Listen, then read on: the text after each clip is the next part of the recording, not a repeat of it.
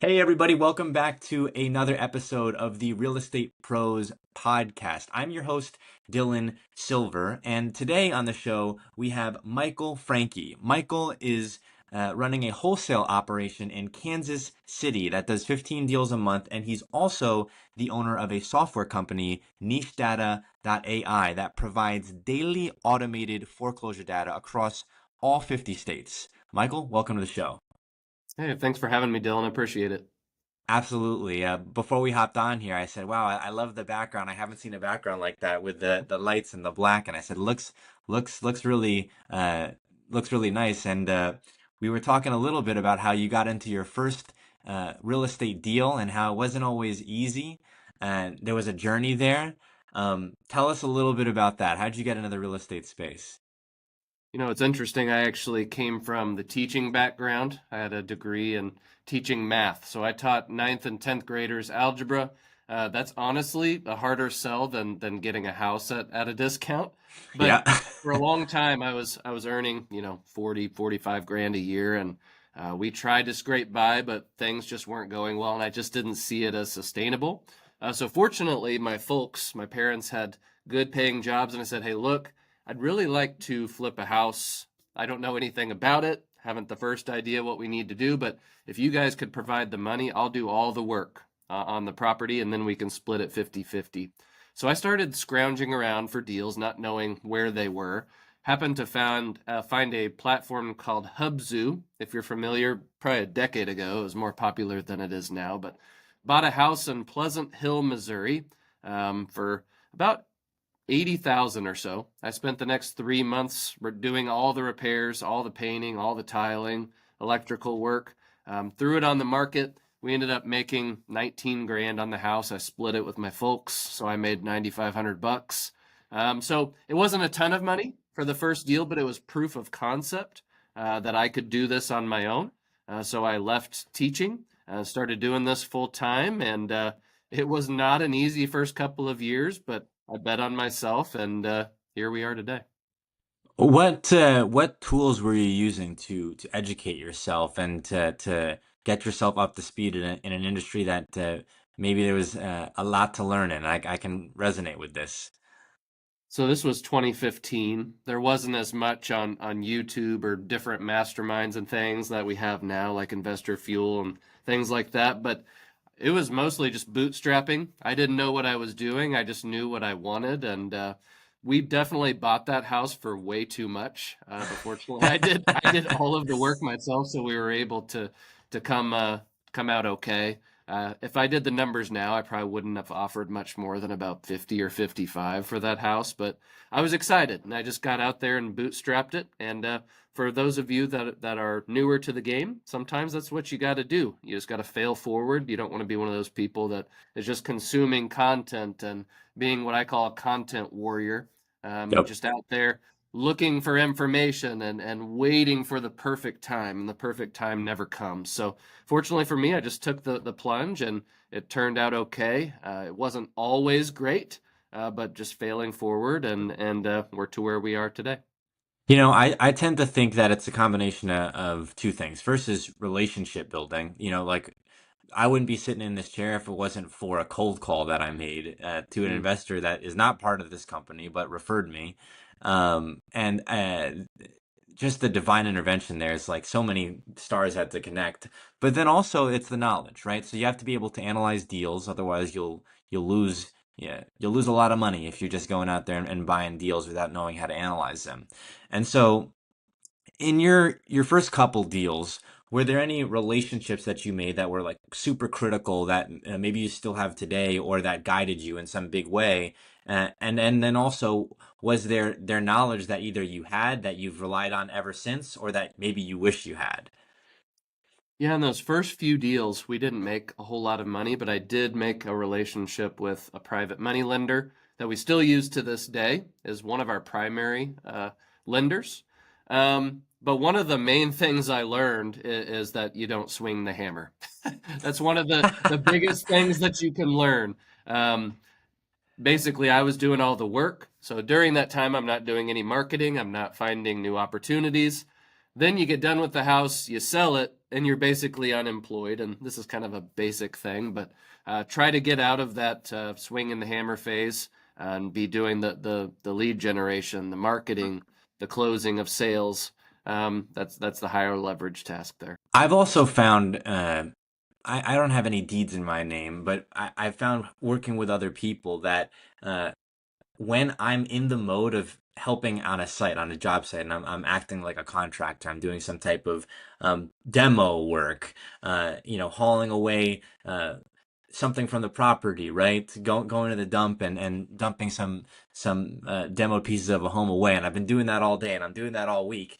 That it's almost like hard for me to shift my mind back into, okay, let me call foreclosures. Let me, go to these networking events. Did you find that at all, or were you able to multitask all the time? Oh, for the longest time, that's just all I knew, right? I didn't have a big network of people to rely on. So it was just me doing the marketing, me doing the acquisition, me doing all of the work, me doing transaction coordination, the whole thing. And that's kind of the way it begins for a single entrepreneur. And it's good to learn all those tasks so that then you can delegate it out down the line. But it is hard to scale an operation when you're wearing all the hats, certainly. And so that first deal, how did you come across that deal? Was it a friend of a friend? Was it on the MLS? That one was on a auction platform called Hubzu. You Oh just yeah, get that's on right. there. It's previously foreclosed properties, conveniently enough for what I do now. But I bid on it and I got kind of caught up in the whole process of bidding against another person or two. Yeah. Like I said, bid way too much for it, but it was where I started. We made a little bit of money on it, so ended up okay. And then your investors, which in this case were your folks, must have seen the light at the end of the tunnel. Because even though there might have been some losses there, you said, "Hey, we've got proof of concept here. Let's keep going with this." Yeah, 100%. They were super supportive of me, and they're actually part owners in my operation now. So we've been a family-owned business for a long time. I think they didn't quite sign on for the amount of deals we do now. They were just thinking a couple per year, but it's been great working with them.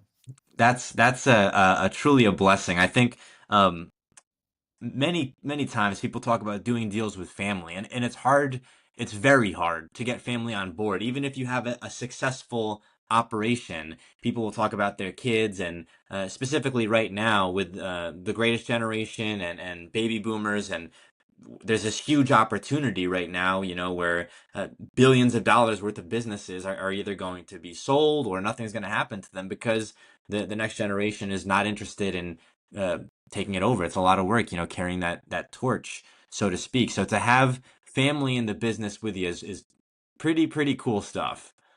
Yeah, it's been a great experience. We, of course, have to keep business and family separate. A lot of times we end up having lunch with them on Sunday afternoons and it turns to business and my wife rolls her eyes. So as long as you keep it separate and kind of keep the family and business separate, it's been great. Speaking of family and business, is your wife in the real estate space as well? She worked with us for the first handful of years. I had my daughter 5 years ago, and my wife stays at home now, so she's not terribly involved. But she kind of helps us with some of the design and things for some of our flips. But mostly Yeah. she stays at home with my kiddos. That's awesome, man. Going from the first deal to 12 to 15 deals a month, was it a steady, or were you like, hey, I see an opening here, and then boom, it all hit at once? What was the process like for you? No, it was a slow build, and to say that it all came easily is not accurate at all. Probably about 2 years in, I had had a string of like 5 or 6 different houses in a row to where we broke even or even lost some money. And how did that happen? At that point, I didn't know anything about going off market to buy houses. It was mostly just referrals from realtors, and they would inflate the ARV and the numbers they gave me. They Yep. would minimize the amount of repairs and that led to deals that were not very fruitful. And I remember one particular property, it was on Cantor Drive in Raymore, Missouri, to where I was about to make 20,000 bucks on this house, and my finances were horrible at the time. They were down to I was down to my last few $100. I needed this thing to close. Appraiser calls the day before the property was going to close, and he said, "Hey, look, bad news for you. It appraised about 20,000 low." compared to your contract price. So went from profiting 20,000 to making zero. And that was a kind of a turning point for me Yeah. in my investing career. I didn't know if I was going to be able to keep investing or if I was going to be able to, go back to teaching. And that is when the point in time came to where I knew that I had to find something that was a little bit different than what I was doing. Instead of focusing on realtors, I needed to find deeply discounted real estate. And I happened to stumble upon a foreclosure. It's on Aspen Drive in Lee Summit, and I found it on Zillow, of all places, years ago. This this was 2018 when I found this property. Had a little red dot on Zillow and said foreclosure, and it happened to be about a half mile from my home. I walked over there, went up the driveway, door knocked the house, super nervous because I'd never done anything like this before, and just said, "Hey, I happen to live in your subdivision here. Noticed your lender had scheduled a foreclosure sale here next week. Just wanted to see if I could lend a hand." And they invited me in. We had a 90-minute conversation. And then by the next day, I had a purchase agreement on this house and assigned the thing for 50,000 bucks. It was by far the biggest profit that I had ever made. And I didn't have to buy the house, didn't have to flip the house, just assigned the contract and only had probably 2 or 3 hours into the whole thing. And it just kind of was a light bulb moment for me. Wow. So then from there, uh, did you dive into Zillow foreclosures? Were you like, this is a gold mine? So after that, I really poured myself into foreclosures and refining that process in terms of how do you get the data? How do you market to these people? How do you speak to these people and solve their problems? And ever since then, I've done a little over 800 foreclosure deals and kind of established the whole system of approaching these people and serving them. And if you provide enough value to these folks, cash comes out the bottom of the funnel. Wow. Wow. So that door knock, it seemed like that was maybe the turning point. Oh, it was definitely the turning point. Before that, I didn't know if I was going to continue in real estate investing. But, sometimes for us, the new people or the people that don't know if you can make it in real estate, sometimes you have to be backed into a corner a little bit and forced to produce something. Because a lot of us feel like, well, I'm in the safety of my W-2. I don't know if I can do this. Or we have all of the excuses not to perform. Well, for me, it was forced out of me, and I'm glad that it happened. It was difficult at the time, but it was necessary. What year was that in? Do you recall? That was 2018. Okay, so that's 7 years ago, which seems like just yesterday. I was living in Boston at the time, but um, fast forward a little bit, pivoting a little bit. What was the growth like the next couple of years from that deal to then doing 15 deals a month? How did that scale? So I was a solo guy, just me and my father mostly, for the next 3 years, just kind of stacking deals, really figuring out the mechanics of real estate and getting consistent at it. In 2021, I started kind of dropping some balls, right? I was doing 3 or 4 deals a week at that point by myself, and I was still trying to do all the project management and the transaction coordination, and I just started making a lot of mistakes and not getting things done. So then over the next 12 months, I hired my first sales guy and hired a transaction coordinator. And then over time, just gradually added more staff to where at the peak we had about 15 people. And I'm Mm. actually kind of scaling back now, realized we didn't need all of those. And now we just have a core team of about 7 or 8 people that we rely on to run our operation. Are they all out there in where you're at? Yeah, they're all in local to Kansas City. Okay. Okay. Cool. Cool. Um, 15 deals a month. Then you decide we're going to open a software company focused on the foreclosure data. So you clearly saw something there. There was proof of concept. You're doing 15 deals a month. Uh, was it like, hey, let's take this to another level, or were you approached by someone? How did the niche data.ai come about?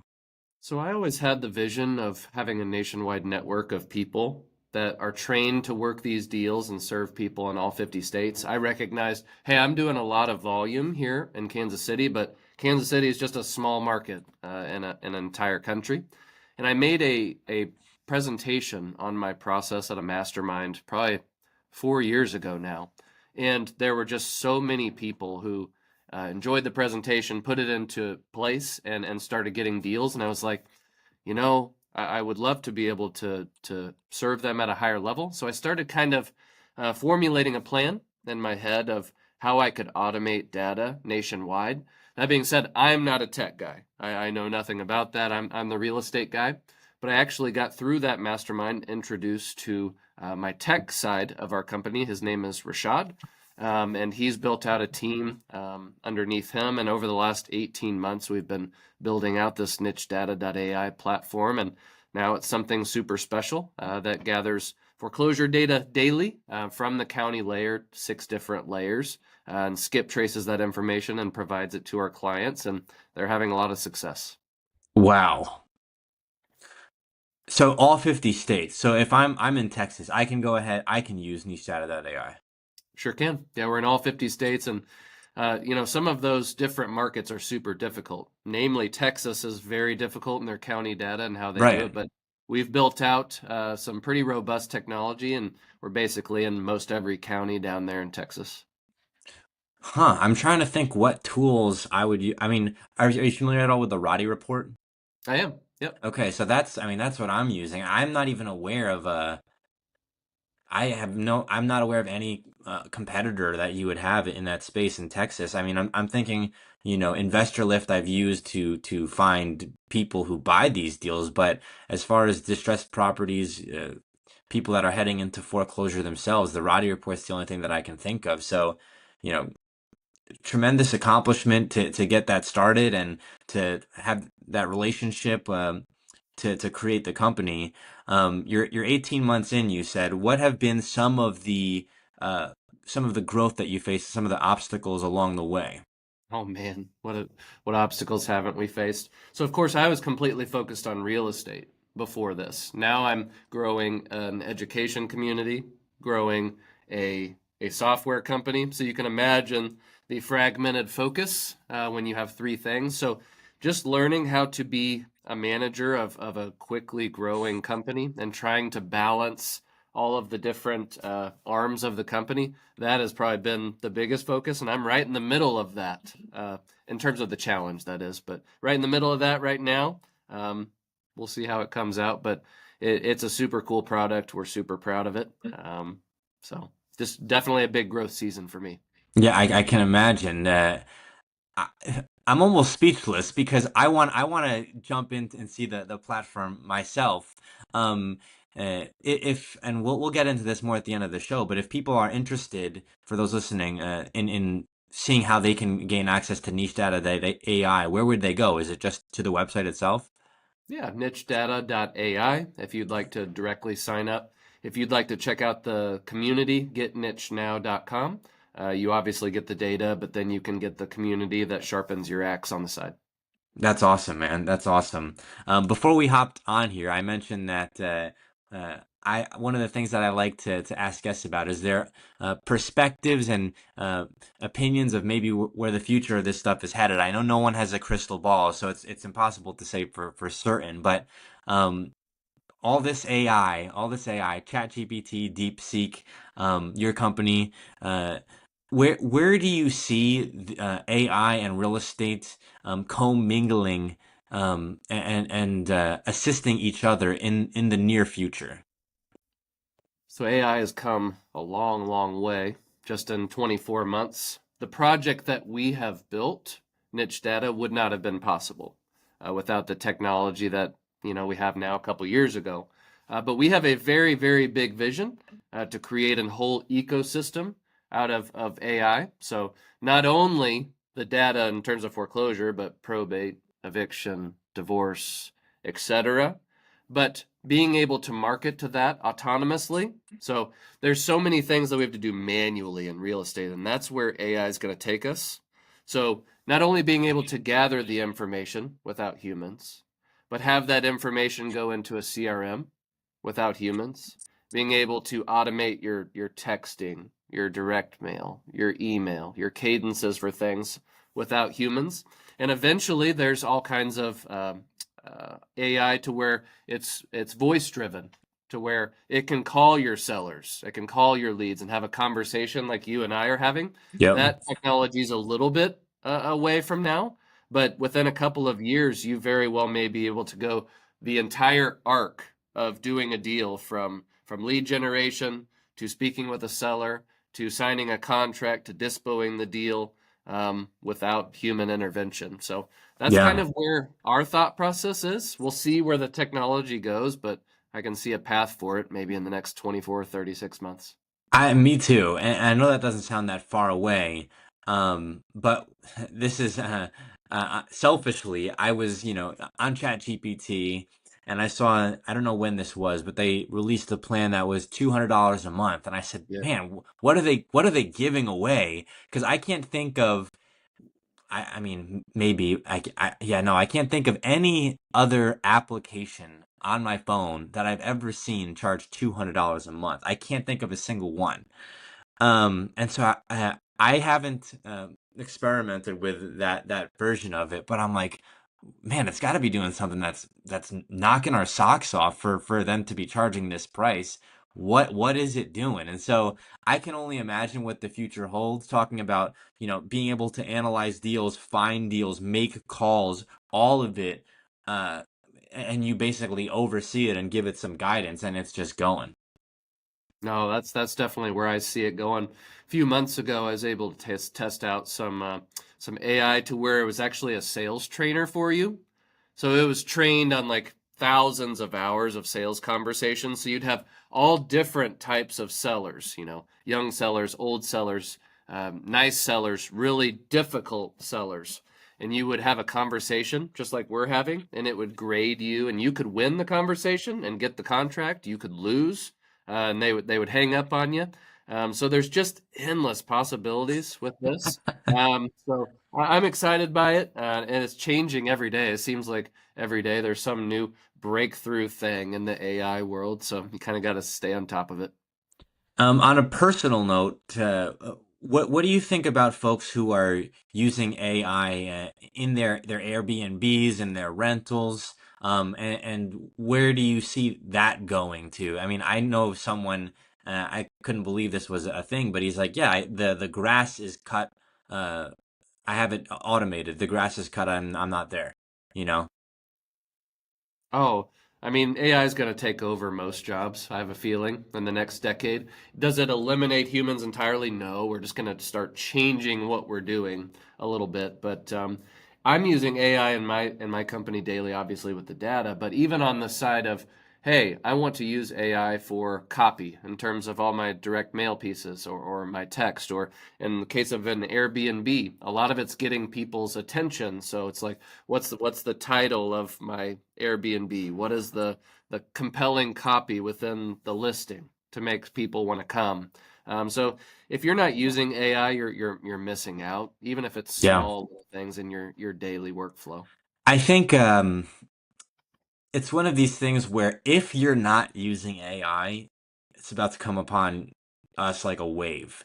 It's like uh, you've had to have lots of agility in your career, recognizing that I need to be, rather than getting these deals off the MLS from a real estate agent, I need to be looking into foreclosure to then realizing there's a gold mine here, partnering with someone in the software space and going headfirst into that. Um, if you don't know about AI, it's going to replace lots of middle people, and uh I'm going to be a real estate agent, God willing, in April. I feel like there's it's ripe for disruption. You have the open doors of the world, and of course Zillow itself uses some type of AI to get the property values, which they told us in real estate school, don't rely on that, but they're shockingly accurate. They're shockingly accurate. So uh, I see title companies, I see realtors themselves, I see a lot of this very soon being replaced in large part by AI. And uh, uh, to go a little bit even deeper than that, before I was doing real estate, I came from the automotive space, and that's even more ripe for disruption, because how many people have the experience of going to buy a car and just feeling like it's just not transparent, not sure, what the interest rate is, or whatever the case may be, and feel like, why is this the only purchase that feels like I'm haggling over here, whereas everything else is so transparent. Yeah, I mean, if you're a real estate investor or any space out there, now's the time to start educating yourself on it. I know a lot of us are like, this is kind of goofy or hokey. And years ago, maybe it kind of was, but now it's a truly viable, valuable thing. And you need to take that 20, 30, 40 hours to really educate yourself on this. Because no matter what space you're in here in the next couple years, if you have not integrated this into your business, the companies that have are probably going to eat your lunch and make it a little bit more difficult for you to do business, certainly. Yeah, that's for sure. Having that agility, being able to continue to learn, analyze deals, yes, but I mean, in your case, uh, it was almost divine intervention. Mastermind, meet your co-founder, correct? Yeah, co-founder through a mastermind, and that's why it's so important. I know you represent Investor Fuel, and that's the power of those masterminds. Do you go to every meeting and just learn an insane amount of stuff? Maybe not, but you learn that one thing, or you meet that one person that can change your life, and that's been, my experience with masterminds. Love them to death. Yeah, I mean, I am hopeful to get some deeds in my name here soon, so I can follow down a similar path that you're on. But for me, the biggest takeaway from my first year and a half, 2 years in real estate has been the power of, yes, deal analysis, yes, knowing the numbers, being able to estimate rehab costs. I'm a wholesaler right now, so understanding terminology and how you know Texas contracts work. We call it a Trek 1 to 4 on the promulgated forms, but um, more so than that, it's really, really, really understanding, specifically as someone that came from W-2 and from the automotive industry, that your relationships are where the value is, like truly. And I was not so keen on that. To me, that was not obvious. Because I wasn't thinking like someone's going to hand you money, and that's not the case at all. But they will, shockingly, I've found time and time again, if they see that you're hungry for knowledge and that you're showing up and that you take an interest in what they're doing, they will like give you information and show you what they're doing, and it's like a education that you couldn't have paid for. Oh, 100%. Yeah, having a power team, what I call it, around you in terms of all of your buyers, your lenders, your title company, your bankruptcy attorney, probate attorney, anyone that you could need in real estate. I mean, that determines whether you're a small shop or you're a really good shop, and relationships mean everything. Everything. On a personal note, I was worried when I got out of the school in Fort Worth. It's called Champion School. It's where you get your 180 hours. I was worried that I couldn't be a wholesaler, because I'm sitting in class and they were talking about wholesalers, and realtors and wholesalers kind of have, you may know, Yeah, they butt a little heads a lot. contention. Yeah, and so they, needless to say, there was a couple people. The one lady in particular, God bless her. I'm sure she's a fine lady, but we're not thrilled that I was openly a wholesaler, and that I was, not ashamed about it. I was proud of it, and they were dropping some names of some famous wholesalers that we probably know and not the most favorable light, and saying, watch what happens to them. But uh, uh, to me, if I hadn't gone through that experience, and if I hadn't had the experience beforehand, I would just immediately assume, one thing or the other. Instead, I'm like, I came from the wholesale world. I'm gonna be a realtor. And so to me, it's like I know how to talk to both people. I know how to talk to the distressed sellers that most realtors may feel like that's not my cup of tea. And I also know the promulgated forms. I know the how to talk the realtor speak. So it's like I feel like I'm a chameleon in a sense. Yeah. I mean, having both of those tools is extremely valuable because as a real estate investor, I'd love to buy every house, but we're not a good fit for everyone. some people just don't want a lower offer. They need retail. So it's like that's when you enter into realtor side, list the house, get them top market value, get a commission, and that way you're just more valuable to your market. You have more tools in your tool belt. Michael, we're coming up on time here. Where can folks go to get a hold of you?